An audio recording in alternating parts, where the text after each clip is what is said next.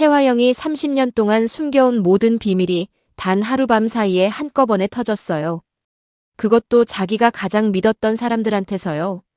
이강혁의 배신, 마서린의 이탈, 그리고 친아들이라 여겼던 강준호의 칼날까지.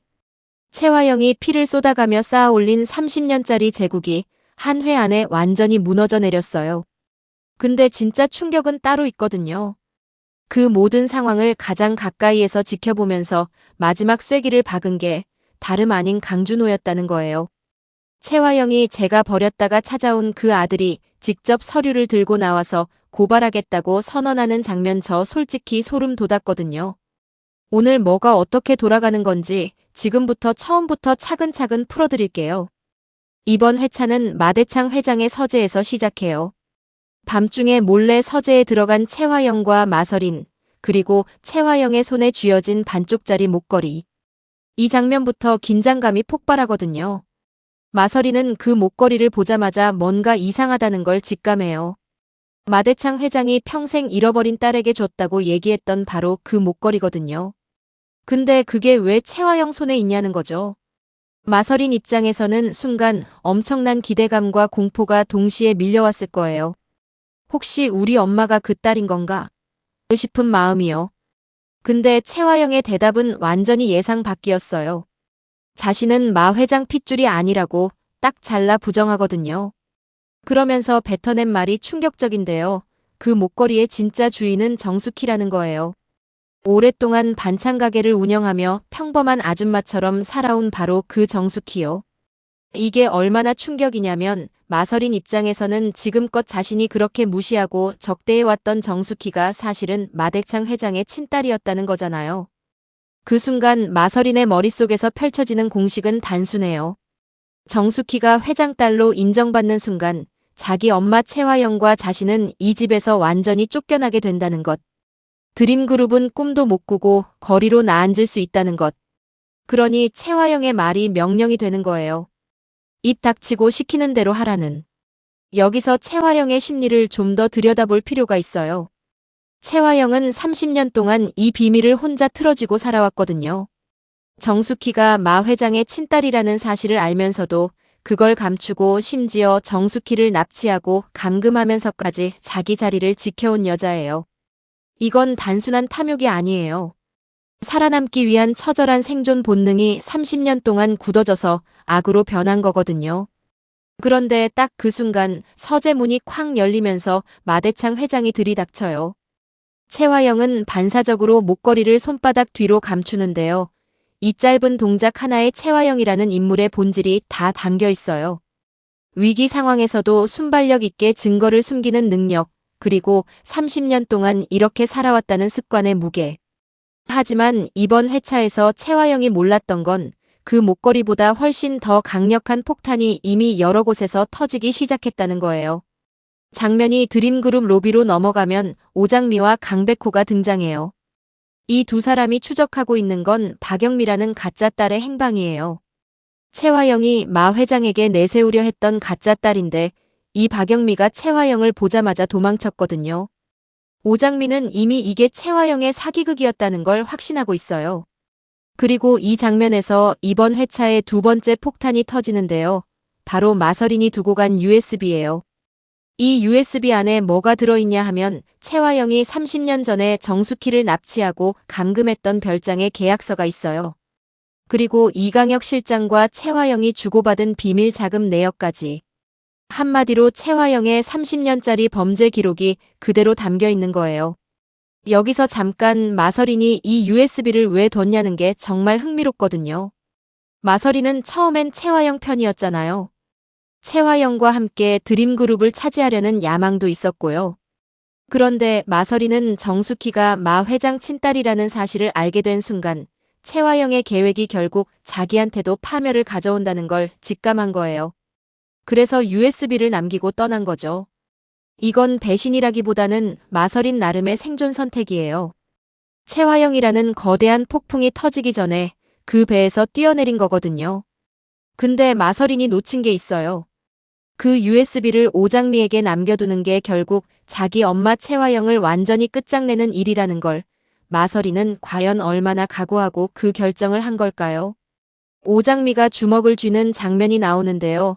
이 장면에서 오장미라는 인물의 에너지가 잘 느껴져요. 오장미는 단순히 채화영에게 복수하려는 게 아니에요. 자기 어머니인 정숙희를 이 지경으로 만든 모든 것에 대한 분노, 그리고 진실이 밝혀져야 한다는 신념이 묶여 있거든요.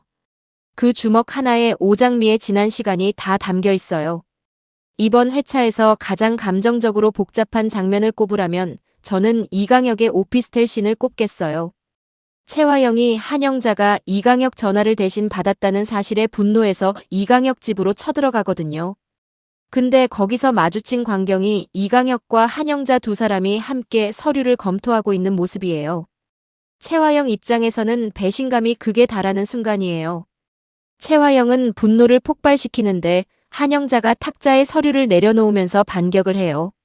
그 서류가 뭐냐 하면 채화영이 드림그룹 지분을 빼돌리려 했던 비자금 내역이거든요. 이미 이강혁이 한영자 쪽으로 넘어간 거예요. 이강혁이 채화영에게 하는 말이 이번 회차에서 가장 묵직하게 남는 대사 중 하나예요. 30년 동안 채화영의 그림자로 살면서 온갖 더러운 일을 다 뒤집어쓰고 살아왔다는 고백이거든요. 그런데 이강혁이 그 30년을 버텨낸 이유가 있었어요. 바로 아들 강준호 때문이에요. 채화영의 그늘 아래 살면서도 준호만큼은 깨끗하게 키우고 싶었던 거예요. 근데 채화영이 준호까지 자기 야망의 도구로 쓰려 하는 걸 보면서 이강혁은 한계에 다다른 거예요. 아버지로서의 선을 넘은 거죠. 여기서 이강혁이라는 인물이 단순한 악인 공범이 아니라는 게 드러나요. 30년을 악과 공존해온 사람이지만 그 안에도 지키려 했던 것이 있었고 그게 무너지려 하자 결국 등을 돌린 거거든요. 채화영은 이강혁을 협박해요. 준호가 이강혁의 아들이라는 게 밝혀지는 순간 전과자 비서의 아들이라는 꼬리표가 붙어서 드림그룹에서 매장된다고. 이게 굉장히 잔인한 협박인데요. 채화영은 이강혁이 아들의 미래를 볼모로 잡히면 절대 못 떠난다는 걸 알고 있기 때문에 하는 말이에요. 30년을 같이 살아온 사람이니까 급소를 정확히 알고 있는 거예요. 근데 이강혁이 거기서 꺾이지 않아요. 오히려 마지막 카드를 꺼내거든요. 마동석이 마 회장의 친자식이 아니라 입양하였다는 사실을요. 마 회장의 진짜 핏줄은 오직 정숙희 하나뿐이라는 것까지. 그리고 이미 유전자 자료까지 확보해서 한영자에게 넘겼다고 말해요. 이 순간 채화영의 반응이 정말 인상적이에요. 30년 동안 단 한 번도 무너지는 모습을 보이지 않았던 채화영이 이강혁의 이 한마디에 비틀거리거든요. 마동석의 입양 사실이야 채화영도 알고 있었을 수 있어요. 근데 그 사실이 이강혁의 손으로 이미 넘어갔다는 게 채화영에게는 게임 오버 선언처럼 들린 거예요. 여러분은 어떻게 생각하세요? 이강혁이 30년을 참고 살다가 이 시점에 배신을 선택한 게 너무 늦은 후회일까요? 아니면 그래도 아들을 지키려는 아버지로서의 마지막 용기일까요? 저는 이강혁이 완전한 악인도 완전한 피해자도 아닌 그 경계선에서 너무 오래 살아온 사람이라고 느껴지거든요. 강준호의 본부장실 장면은 이번 회차 중반의 핵심이에요. 강준호가 지분 확보 서류를 검토하고 있는데 마서린이 하얗게 질린 얼굴로 들어와요. 채화영이 완전히 코너에 몰렸다는 소식을 전하면서 오장미가 USB를 가져갔다는 걸 알려주는 거예요. 근데 강준호의 반응이 마서린의 예상과 완전히 달라요. 마서린 입장에서는 우리 같이 드림그룹 차지하기로 했잖아라는 연대의식이 있었던 거거든요. 근데 강준호는 차갑게 선을 그어요. 자신은 채화영의 도구로 움직였을 뿐이지 함께 파멸하려고 동맹을 맺은 게 아니라고. 이 장면에서 강준호라는 인물의 본질이 드러나는데요. 굉장히 복잡한 캐릭터예요. 채화영 밑에서 성장하면서 생존하는 법을 배운 사람이에요. 채화영이 살아남기 위해 온갖 수단을 동원하는 걸 보며 자란 사람이 채화영의 방식 그대로를 채화영에게 사용하는 거거든요. 강준호가 마서린에게 하는 말이 잔인한 이유는 완전히 틀린 말이 아니기 때문이에요. 마 회장이 오장미를 더 아낀다는 것도 사실이고 채화영 배에 끝까지 타고 있으면 같이 가라앉는다는 것도 사실이니까요. 강준호는 감정이 아닌 생존 계산으로 움직이는 사람이에요. 그래서 강준호가 내린 결론은 채화영과 마서린을 동시에 버리고 자기만 살아남겠다는 거예요. 이를 위해 증거 서류를 들고 직접 나서는 선택을 해요. 이 선택이 이강혁의 배신과 다른 점이 있어요. 이강혁은 아들을 지키겠다는 부성애가 동기였다면 강준호는 철저하게 자기 생존과 드림그룹 내 입지를 위한 계산이 동기예요. 이강혁의 배신에는 감정의 무게가 있었는데 강준호의 배신은 냉정하고 건조해요. 그게 오히려 더 섬뜩하게 느껴지는 거예요. 여기서 잠깐 아직 구독 안 하셨다면 지금 눌러주세요. 다음 회차 리뷰도 바로 받아보실 수 있어요. 이번 회차의 클라이맥스는 마대창 회장 저택 거실이에요. 이 장면이 이번 화의 진짜 핵심이거든요. 마대창 회장 앞에 오장미, 강백호, 그리고 정숙희가 서 있어요. 오장미가 마 회장에게 내미는 건 두 가지예요. 마서린의 USB에서 확보한 증거들과 반쪽짜리 목걸이. 그 목걸이를 보는 마 회장의 반응이 이 드라마에서 가장 짠한 순간 중 하나예요. 마 회장이 목걸이를 손으로 맞춰보면서 손을 떨어요. 30년 동안 잃어버린 딸 은혜를 찾지 못하고 살아온 노인의 손이 떨리는 거거든요. 이 한 장면에 마대창 회장이라는 인물의 고통과 회한이 다 담겨 있어요. 그리고 정숙희가 머리를 감싸 쥐면서 단편적인 기억들이 돌아오기 시작해요. 불이 났던 별장, 아기를 빼앗아간 여자. 정숙희가 기억을 잃고 살아온 이유가 채화영의 공작 때문이었다는 게 이 장면에서 확인되는 거예요. 채화영은 정숙희가 마 회장에게 돌아가지 못하도록 기억까지 지워버린 거예요. 정숙희를 30년 동안 그냥 감금한 게 아니라 인간으로서의 정체성 자체를 빼앗아버린 거거든요. 이게 얼마나 잔인한 짓인지. 바로 그 순간 채화영이 난입해요. 미친 사람처럼 뛰어들어오면서 목걸이가 가짜라고 소리를 질러요. 근데 마 회장이 이미 그걸 알아본 뒤에요. 채화영의 거짓말이 더 이상 먹히지 않는 순간이에요. 여기서 채화영이 마지막으로 꺼내는 카드가 마동석의 입양 사실이에요. 아들 마동석이 마 회장의 친자식이 아니라 입양하였다는 걸 폭로하면서 마 회장을 공격하는 거예요. 근데 마 회장의 반응이 예상 밖이에요. 이미 알고 있었다는 듯한 반응을 보여요. 그러면서 오히려 채화영에게 역공을 펴요. 오만하게 살다가 그 오만함 때문에 동석이 죽고 드림그룹이 이 꼴이 났다고요. 이 장면에서 마대창 회장이라는 인물의 복잡성이 드러나요. 이 노인도 완전한 피해자는 아니거든요. 정숙희를 고아라고 내쫓은 오만함, 입양 아들에 대한 복잡한 감정들.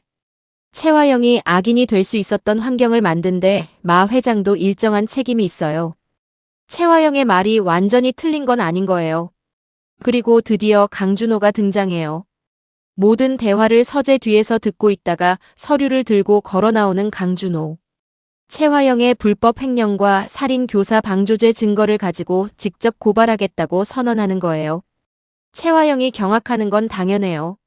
30년 동안 자기 야망의 도구로 써왔고 자기 아들처럼 키웠다고 생각했던 사람이 가장 결정적인 순간에 등을 돌리는 거니까요.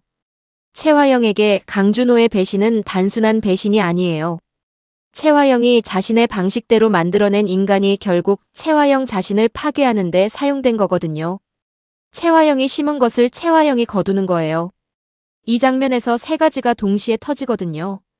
채화영의 절규, 심장을 부여잡고 쓰러지는 마대창 회장, 그리고 기억이 돌아온 정숙희가 채화영을 매섭게 노려보는 눈빛. 이 세 인물의 교차 컷으로 이번 회차가 끝나는데 정말 숨막히는 엔딩이에요.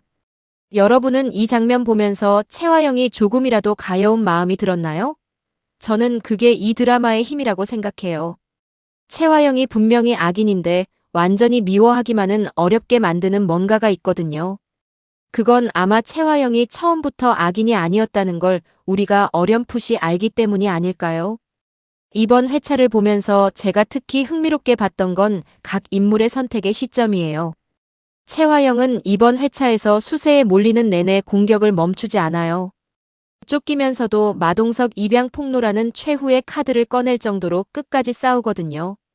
이 사람은 아무리 몰려도 항복을 모르는 사람이에요. 그게 30년 동안의 생존 방식이었으니까요. 하지만 이번엔 그 방식이 더 이상 통하지 않아요. 모든 연결고리가 한꺼번에 끊어졌거든요. 이강혁은 이번 회차에서 처음으로 아버지로서 행동해요. 30년간 채화영의 공모자이자 그림자였던 사람이 아들을 위해 모든 걸 내던지는 선택을 하는 거예요. 근데 이 선택이 진짜 용기인지 아니면 너무 늦어버린 후회인지는 다음 회차를 봐야 알 것 같아요. 강준호는 이번 회차에서 가장 계산적인 인물로 완성돼요. 채화영의 방식을 배워서 채화영을 이기는 사람이 된 거예요. 근데 이강혁이 강준호의 아버지라는 사실이 드러난 이상 강준호와 이강혁 사이에서도 뭔가 중요한 장면이 나올 것 같거든요. 이강혁이 강준호를 위해 배신을 선택했는데 강준호는 그 사실을 어떻게 받아들일까요? 오장미는 이번 회차에서 복수보다 정의에 더 가까운 인물로 그려져요. 채화영을 끝장내겠다는 감정도 있지만 어머니 정숙희의 진실을 회복시키겠다는 목표가 더 크게 보여요. 그래서 오장미가 이번 회차에서 가장 깨끗한 동기를 가진 인물이에요. 마서리는 이번 회차에서 가장 흔들리는 인물이에요. USB를 오장미에게 남겨두는 결정을 하면서 채화영을 배신하는 쪽을 선택했는데 강준호에게 버림받는 장면에서 결국 아무도 남지 않은 상황이 돼버렸거든요. 마서린이 이번 사태 이후에 어디로 향할지가 다음 회차의 또 다른 관전 포인트예요. 이건 제 개인적인 예측인데요. 드라마의 복선과 인물들의 행동 패턴을 보면서 다음 회차에서 일어날 수 있는 장면들을 두 가지 시나리오로 정리해봤어요. 채화영은 쓰러지지 않을 수 있어요. 이번 회차에서 심장 이상 반응을 보인 마 회장이 쓰러지는 장면이 나왔는데요. 만약 마 회장이 위급한 상황이 된다면 모든 법적 절차가 잠시 멈출 수밖에 없어요. 채화영은 그 틈을 이용할 가능성이 있어요. 특히 채화영이 30년 동안 이 상황을 대비해서 숨겨둔 추가 카드가 있을 수도 있거든요. 예를 들어 마동석이 입양하라는 사실을 일찍부터 알고 있었다면 마동석의 진짜 친생 부모에 대한 정보를 쥐고 있을 가능성도 있어요. 그리고 강준호가 자신을 배신했다는 사실에 채화영이 다시 불꽃처럼 타오를 수도 있거든요. 채화영은 궁지에 몰릴수록 더 위험해지는 스타일이니까요. 이 시나리오의 근거는 이번 회차에서 채화영이 끝까지 항복하지 않는다는 행동 패턴이에요. 서재에서 목걸이를 감추는 반사신경, 마동석 입양 폭로라는 최후 카드. 이 사람은 절대 빈손으로 무너지지 않아요. 반대로 정숙희의 기억이 완전히 돌아온다면 다음 회차의 주인공은 오장미가 아니라 정숙희가 될 수도 있어요. 정숙희는 30년 동안의 감금과 기억 조작으로 무너진 상태였지만 이번 회차에서 아버지 마대창 회장 앞에서 기억이 돌아오는 조짐이 있었거든요. 별장, 불, 아기를 빼앗아간 여자. 이게 전부 떠오른다면 정숙희는 단순한 피해자에서 능동적인 복수자로 돌변할 수 있어요. 특히 정숙희가 30년 전 잃어버린 아기가 있다는 복선이 나왔거든요. 그 아기가 현재 드라마에서 누군가와 연결될 가능성이 있어요. 만약 그 아기의 정체가 드러난다면 드라마의 판도가 완전히 새로운 방향으로 흘러갈 수 있어요. 이 시나리오의 근거는 이번 회차에서 정숙희가 채화영을 노려보는 마지막 눈빛이에요. 기억이 돌아온 사람의 눈빛은 단순한 고통이 아니에요. 분노와 의지가 섞인 눈빛이거든요. 정숙희가 다음 회차에서 단순히 딸로 인정받는 것에서 끝나지 않을 것 같아요. 채화영은 이제 모든 걸 잃었어요. 30년 동안 함께한 이강혁도 동맹이었던 마서린도 믿었던 강준호도 전부 등을 돌렸어요. 근데 저는 채화영이 조용히 무너질 사람이라고 생각하지 않거든요. 오히려 아무것도 없을 때가 채화영이 가장 위험할 때예요. 잃을 게 없으니까요. 다음 화에서 채화영은 끝까지 싸울까요? 아니면 처음으로 모든 걸 내려놓을까요? 그리고 정숙희는 딸로 인정받는 것에 만족할까요? 아니면 채화영에게 직접 심판을 내리러 나설까요? 한 가지만 말씀드릴게요. 30년 동안 감금당했던 여자의 기억이 완전히 돌아왔어요.